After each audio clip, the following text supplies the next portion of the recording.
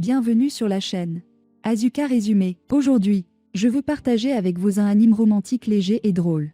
Tomo-chan est une fille. L'histoire commence avec une fille malchanceuse, qui rend les autres filles jalouses quand elle prend un bain montrant son corps ample. Et elle est souvent harcelée par des hommes ornis lorsqu'elle prend un bus. De plus, elle expose accidentellement son corps devant Junichiro, le garçon qu'elle aime. La fille s'appelle Tomo, et elle a été très angoissée ces derniers temps.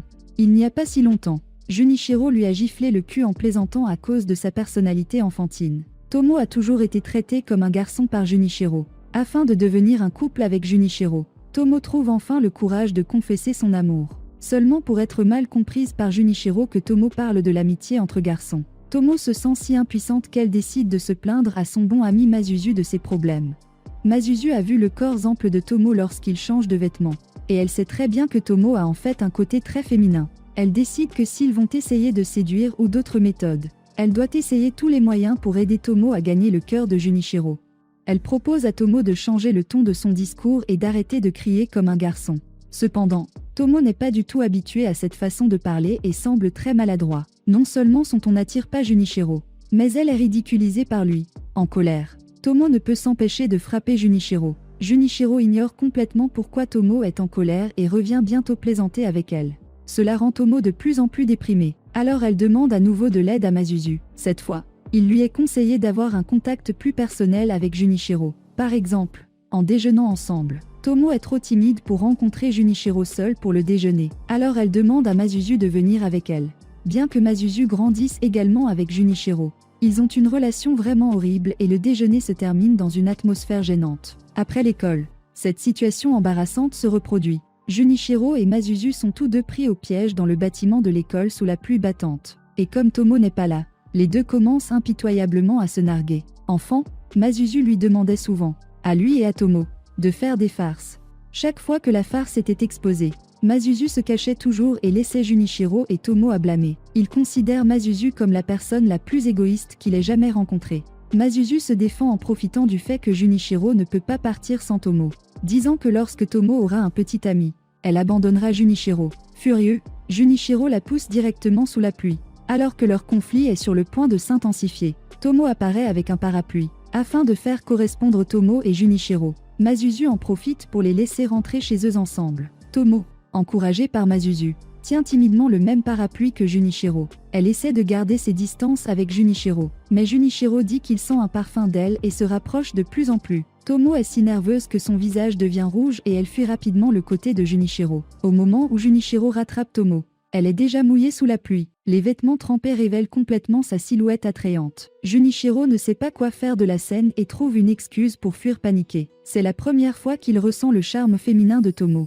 En fait, quelqu'un dans le club de karaté de Tomo remarque le charme de Tomo plutôt que Junichiro. Et son nom est Kozuka. Depuis que Tomo a grandi en pratiquant le karaté, il n'y a pas de garçon dans le club qui peut la vaincre. Tout le monde craint Tomo, mais Kozuka aime Tomo et trouve chacun de ses mouvements et batailles fascinants. Il trouve souvent des occasions d'approcher Tomo et de la complimenter sur ses charmes. Tomo n'est pas au courant de l'affection de Kozuka pour elle et le traite simplement comme son ami. Puisque Kozuka est un beau gars populaire à l'école, la relation intime entre lui et Tomo attire immédiatement l'attention de deux filles qui poursuivent Kozuka. Par jalousie envers Tomo, il lui demande de se rencontrer après l'école pour tenter de l'avertir de ne pas approcher Kozuka. Tomo pense qu'il essaie de la combattre et accepte avec joie. Puis, afin de montrer ses capacités, elle froisse nonchalamment la canette de soda dans sa main, laissant les deux filles abasourdies. Après l'école, Tomo montre une posture de combat et a l'intention de se battre avec eux. Les filles ont longtemps été effrayées par Tomo et expriment nerveusement leur amour pour Kozuka.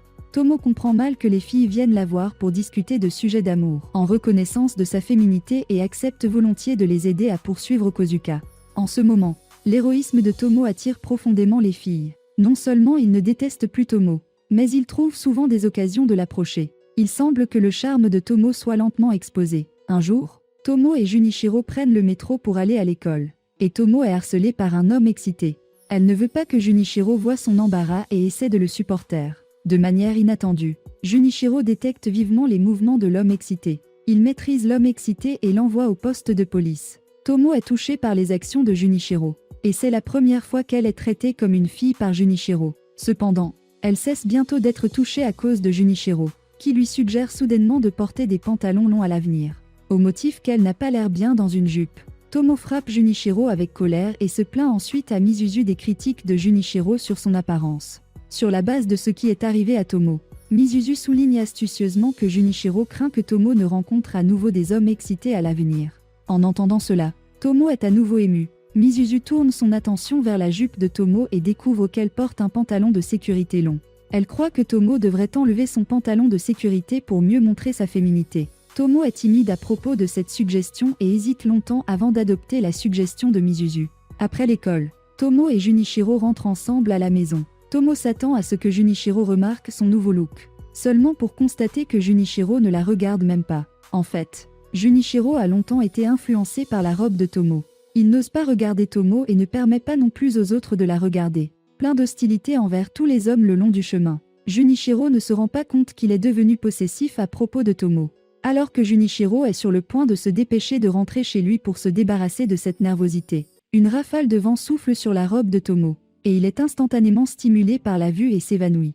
Dans les prochains jours, Junichiro veut traiter Tomo comme un garçon, comme avant, mais il se rend compte peu à peu qu'il ne peut plus le faire. Tomo ignore complètement les pensées de Junichiro et se demande toujours comment améliorer sa féminité. Pour ce faire, elle trouve Carole, la fille la plus populaire de sa classe, et lui demande des moyens d'améliorer son charme. Carole est fiancée à Kozuka depuis son enfance et a toujours aimé Kozuka. Tomo pense qu'avec son amitié avec Kozuka, il doit être facile pour elle d'approcher Carole. À sa grande surprise, Carole la rejette désespérément. Tomo raconte à Misuzu ce qui lui est arrivé avec des doutes. Misuzu n'est pas aussi innocent que Tomo et juge immédiatement que Carole considère Tomo comme un rival amoureux. Sur la base de cet indice, Misuzu trouve un moyen brillant de résoudre le malentendu. Elle trouve Carole seule et lui fait remarquer que pour vaincre son rival amoureux Tomo, elle doit devenir plus forte que Tomo. Immédiatement après, elle dit que Junichiro est bon en fitness et suggère à Carole de trouver Junichiro pour apprendre le fitness.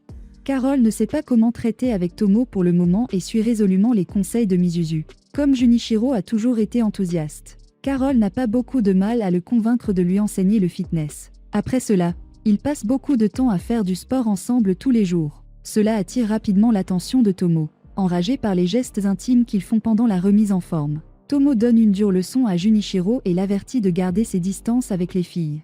Junichiro ne comprend pas pourquoi Tomo est en colère, alors que Carole est parfaitement consciente que la personne que Tomo aime est Junichiro. Elle se sent coupable de son hostilité antérieure envers Tomo et propose de se lier d'amitié avec Tomo. Carole n'attend pas grand-chose de ses propositions puisqu'elle a été ostracisée par les filles dès son plus jeune âge à cause de son charme, et personne ne veut être ami avec elle.